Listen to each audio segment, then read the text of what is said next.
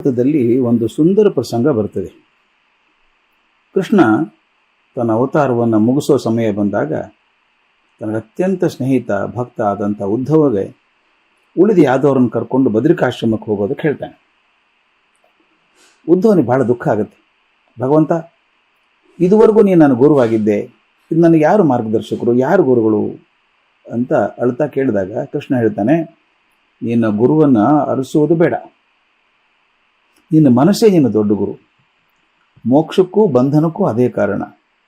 ಮನ ಏವ ಮನುಷ್ಯಾಣಂ ಕಾರಣಂ ಬಂಧ ಮೋಕ್ಷಯೋಹೋ ಅಂತ. ಬಂಧನಕ್ಕೂ ಮೋಕ್ಷಕ್ಕೂ ಮನಸ್ಸೇ ಕಾರಣ. ಮನಸ್ಸು ಒಳ್ಳೆಯದ ಕಡೆ ತಿರ್ಕೊಂಡ್ರೆ ಮೋಕ್ಷ ಆಗುತ್ತೆ, ಕೆಟ್ಟದ ಕಡೆ ತಿರ್ಕೊಂಡ್ರೆ ಬಂಧನ ಆಗುತ್ತೆ.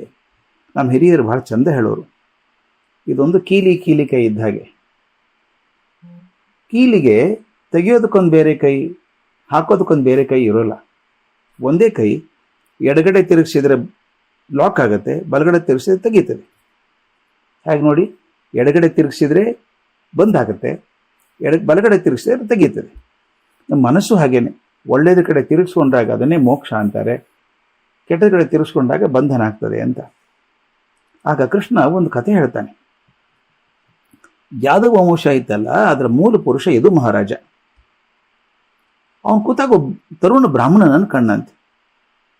ಆತ ನೋಡಿದರೆ ಸರ್ವಸಂಗ ಪರಿತ್ಯಾಗಿ ಹಾಗೆ ಕಾಣಿಸ್ತಾ ಇದ್ದ. ಆದ್ರೆ ಮುಖದಲ್ಲಿ ಏನು ಖುಷಿ, ಏನು ಸಂತೋಷ ಅವನಿಗೆ. ಯದು ಮಹಾರಾಜ ಕೇಳಿದ, ಅಲ್ಲಪ್ಪ, ನಾನು ಚಕ್ರವರ್ತಿಯಾಗಿ ಹೀಗೆ ಆನಂದ ಇರೋದು ಸಾಧ್ಯ ಇಲ್ಲ ನನಗೆ. ಈಗ ಸದಾ ಆನಂದವಾಗಿರೋದನ್ನು ಯಾರಿಂದ ಕಲಿತೆ, ನಿನ್ನ ಗುರು ಯಾರು ಅಂತ ಕೇಳಿದ. ಆ ತರುಣನ ಉತ್ತರ ಅದ್ಭುತ ಸ್ವಾಮಿ. ಮಹಾರಾಜ, ನನಗೆ ಒಬ್ಬ ಗುರು ಇಲ್ಲ, ಪ್ರತಿಯೊಬ್ಬರಿಂದ ಪ್ರತಿಯೊಂದು ವಸ್ತುವಿನಿಂದ ನಾನು ಕಲ್ತಿದ್ದೇನೆ. ನನ್ನ ಮೊದಲ ಗುರು ಯಾರು ಗೊತ್ತಾ? ಈ ಭೂಮಿ. ನಾವೆಲ್ಲ ನೆಲವನ್ನು ತುಳಿತಾನೇ ಇದ್ದೀವಿ, ಶತಮಾನಗಳಿಂದ ತುಳಿತಾ ಇದ್ದೀವಿ. ಆದರೆ ನೆಲ ಮಾತ್ರ ತುಂಬ ಸಹನೆಯಿಂದ ಅಷ್ಟು ವರ್ಷಗಳಿಂದ, ಶತಮಾನಗಳಿಂದ ನಮಗೆ ಆಹಾರ ಕೊಡ್ತಾನೇ ಬಂದಿದೆ. ಸಹನೆಯ ಪಾಠವನ್ನು ಭೂಮಿಯಿಂದ ಕಲಿತೆ. ನಮ್ಮ ಸುತ್ತಲೂ ಗಾಳಿ ಇದೆಯಲ್ಲ, ಅದು ನನ್ನ ಮತ್ತೊಂದು ಗುರು. ನಮ್ಮ ಇಡೀ ಜೀವನಕ್ಕೆ ಆಧಾರ ಈ ವಾಯು. ಅದು ಎಲ್ಲೆಲ್ಲಿಯೂ ಹಾರಿ ಬರ್ತದೆ, ಅದು ತಗೋ ಸುಗಂಧ ತರ್ತದೆ, ದುರ್ಗಂಧ ತರ್ತದೆ. ಅದನ್ನು ನೋಡಿ, ಯಾವುದೂ ಅದರದಲ್ಲ, ಅದು ಯಾವ ಲೇಪವೂ ಇಲ್ಲ, ನಿರ್ಗಂಧ ಅಂತ. ನೋಡಿ, ಯಾವುದೋ ವಾಸನೆ ಯಾವುದೋ ಇರುತ್ತೆ, ಅದು ಸ್ವಂತದ್ದಲ್ಲ, ಅದು ತಂದುಬಿಡ್ತದೆ, ಬಿಟ್ಟು ಹೋಗ್ಬಿಡ್ತದೆ ಮತ್ತೆ ಮುಂದೆ. ಅದಕ್ಕೆ ನಾನು ಕಲಿತೆ, ಎಂಥ ಸುಖ ದುಃಖಗಳ ಸಂದರ್ಭದಲ್ಲಿ ಕೂಡ ಅಂಟದೇ ಇರಬೇಕು ಅನ್ನೋದನ್ನು ವಾಯುವಿನಿಂದ ಕಲ್ಕೊಂಡೆ. ನಾನು ನೀರನ್ನು ಕಂಡುಕೊಂಡಾಗ ಮತ್ತೊಂದು ವಿಷಯ ತಿಳ್ಕೊಂಡೆ, ನನ್ನ ಮನಸ್ಸು ಅದರಂತೆ ಸ್ವಚ್ಛ ಆಗಿರಬೇಕು. ಮತ್ತು ಯಾವ ಆಕಾರಕ್ಕೆ ಹಾಕಿದ್ರೂ ಆಕಾರಕ್ಕೆ ಹೊಂದ್ಕೋಬೇಕು. ನನಗಿದು ಹೊಂದಲ್ಲ, ಅದಿಲ್ಲ, ನಾನು ಸರಿ ಹೊಂದಲ್ಲ ಅನ್ನೋಂಗಿಲ್ಲ. ಯಾವುದಕ್ಕಾದ್ರೂ ಹೊಂದ್ಕೋಬೇಕು. ನೀರನ್ನು ಯಾವ ಪಾತ್ರಕ್ಕೆ ಹಾಕಿದ್ರೂ ಅದೇ ಆಕಾರ ತಾಳುತ್ತೆ.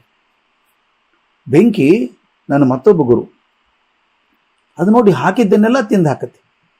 ಏನು ಹಾಕಿದ್ರೂ ಭಸ್ಮ ಅದರೊಳಗೆ, ಆದರೆ ಅದು ಶುದ್ಧವಾಗಿಯೇ ಇರ್ತದೆ, ಪರಿಶುದ್ಧವಾಗಿಯೇ ಇರ್ತದೆ. ನಾನು ಅನ್ಕೊಂಡದ್ದು ಅದನ್ನೇ, ಯೋಗಿ ಆದವನು ಯಾವುದೇ ಸಂದರ್ಭದಲ್ಲಿ ಮನಸ್ಸನ್ನು ಪರಿಶುದ್ಧವಾಗಿ ಇಟ್ಕೊಂಡಿರಬೇಕು ಅಂತ. ಮಹಾರಾಜ, ನಾವು ದಿನಾಲು ಸೂರ್ಯ ಚಂದ್ರನ ನೋಡ್ತೇವೆ. ನೋಡಿ ಅವ್ರು ಹೇಗಿದ್ದಾರೆ. ಅವರು ಸ್ವತಃ ಉರಿದು ಪ್ರಪಂಚಕ್ಕೆ ಬೆಳಕನ್ನು, ಕಾಂತಿಯನ್ನು ಕೊಡ್ತಾರೆ. ಸ್ವಾರ್ಥವಿಲ್ಲದ ಬದುಕು ಹೇಗಿರಬೇಕು ಅನ್ನೋದಕ್ಕೆ ಇವರು ಮಹಾಗುರುಗಳು. ಸಮುದ್ರ ನೋಡು, ಎಷ್ಟೋ ನದಿಗಳು ಬಂದು ಸೇರ್ತಾವೆ ಗೊತ್ತಾ? ನೀವು ನೋಡಬೇಕು, ಪ್ರವಾಹ ಬಂದಾಗ ಗಂಗಾ ನದಿ, ಬ್ರಹ್ಮಪುತ್ರ ನದಿಗಳು ಏನು ಬರ್ತದೆ, ಸಮುದ್ರ ಕಣ್ಣಂಗೆ ಕಾಣ್ತವೆ. ಅವೆಲ್ಲ ನದಿ ಒಂದೇ ಸಲ ಸಮುದ್ರ ಸೇರಿದ್ರು ಕೂಡ ಅದು ಉಕ್ಕೋದಿಲ್ಲ, ಒಂದು ಇಂಚು ಮೇಲೆ ಏರಿರೋಲ್ಲ. ಎಂಥ ಬಿರು ಬೇಸಿಗೆ ಬಂದರೂ ಕೂಡ ಬತ್ತೋದಿಲ್ಲ. ಅದು ಮನುಷ್ಯನ ಒಂದು ಪಾಠ ಕಲಿಸುತ್ತಲ್ವಾ? ಐಶ್ವರ್ಯ ಬಂದಾಗ ಹಿಗ್ಗೋದು ಬೇಡ, ದರಿದ್ರತನ ಬಂದಾಗ ಕುಗ್ಗೋದು ಬೇಡ. ಜ್ಞಾನಿ ಆದವನು ಹೇಗೆ ಬದುಕಬೇಕು ಅನ್ನೋ ರೀತಿಯನ್ನು ಸಮುದ್ರ ತಿಳಿಸ್ತದೆ. ಇನ್ನು ಮಹಾರಾಜ, ಒಮ್ಮೆ ಪತಂಗದಿಂದ ನಾನು ದೊಡ್ಡ ಬೋಧಿ ಆಯಿತು. ಪತಂಗ ಗೊತ್ತಲ್ಲ, ಹಾರ್ತದೆ. ಅದಕ್ಕೇನು ವಿಚಿತ್ರ ಅಂದರೆ, ಬೆಂಕಿ ಕಂಡಾಗ ಹೋಗುತ್ತೆ. ಅದು ಬೆಂಕಿಯನ್ನು ಕಂಡು ಆಕರ್ಷವಾಗಿ ಹೋಗುತ್ತೆ, ಬೆಂಕಿಯಲ್ಲೂ ಸುಟ್ಕೊಂಡು ಸತ್ತೋಗುತ್ತೆ. ಅದರಿಂದ ನನಗೊಂದು ದೊಡ್ಡ ಬೋಧಿ ಆಯಿತು. ನಾವು ಹಾಗೇನೆ ನಮ್ಮ ಇಂದ್ರಿಯಗಳಿದ್ದಾವಲ್ಲ, ಅದರಿಂದನೇ ನಮ್ಗೆ ಸುಖ ಅನ್ಕೊಂಡು ನುಗ್ಗಿ ಹೋಗ್ತೇವೆ. ಅದರಿಂದ ನಮ್ಮ ಜೀವನ ನಾವೇ ಹಾಳು ಮಾಡ್ಕೊತೀವಿ. ಎಲ್ಲಿವರೆಗೂ ನಮ್ಮ ಇಂದ್ರಿಯಗಳ ಸೆಳೆತ ಬಿಡೋದಿಲ್ವೋ ಅಲ್ಲಿವರೆಗೂ ನಾವು ಜೀವನವನ್ನು ಹಾಳು ಮಾಡ್ಕೊತಾನೆ ಇರ್ತೀವಿ. ಇಂದ್ರಿಯ ನಿಗ್ರಹವನ್ನು ನಾನು ಪತಂಗದಿಂದ ಕಲಿತೆ. ಜೇನು ಶೇಖರಿಸುವಂಥ ಜೇನು ಹುಳ ನೋಡು, ಅದು ಹೂವಿಂದ ಹೂವಿಗೆ ಹಾರ್ತಾ ಹೋಗುತ್ತೆ. ಹೂವಿಗೆ ತೊಂದರೆ ಕೊಡೋದಿಲ್ಲ, ಒಂಚೂರು ತೊಂದರೆ ಕೊಡೋಲ್ಲ. ಸ್ವಲ್ಪ ಮಧುವನ್ನು ಹೀರ್ಕೊಂಡ್ಬರ್ತದೆ. ಆದರೆ ಶೇಖರ ಮಾಡಿದಂಥ ಮಧು ತನಗೆ ಅಲ್ಲವೇ ಅಲ್ಲ. ನಾವು ಹಾಗೇನು ಯಾರಿಗೂ ತೊಂದರೆ ಆಗದಂತೆ ಪ್ರತಿಯೊಬ್ಬರಿಂದ ಒಂದು ಗುಣ ಕಲಿಬೇಕಲ್ವಾ? ಅಷ್ಟೇ ಅಲ್ಲ, ಕಲ್ತದನ್ನು ಹಂಚಬೇಕಲ್ವಾ? ಇದೊಂದು ಅದ್ಭುತ ಸತ್ಯ ಅಲ್ವೇ ಸ್ನೇಹಿತರೆ? ನಾವು ಪ್ರತಿನಿತ್ಯ ಪ್ರತಿ ಕ್ಷಣ ಕಂಡದ್ದು ಕೇಳಿದ್ದು ಎಲ್ಲವೂ ಗುರು ಆಗ್ತದೆ. ಕೇವಲ ಒಬ್ಬ ಗುರುವಿನಿಂದ ಸಮಸ್ತ ಜ್ಞಾನ ಬರೋದು ಸಾಧ್ಯ ಇಲ್ಲ ಸ್ನೇಹಿತರೆ. ಬರೀ ಪುಸ್ತಕ ಪಾಠ ಮನಸ್ಸಲ್ಲಿ ಸ್ಥಿರವಾಗಿ ನಿಲ್ಲೋದೂ ಇಲ್ಲ.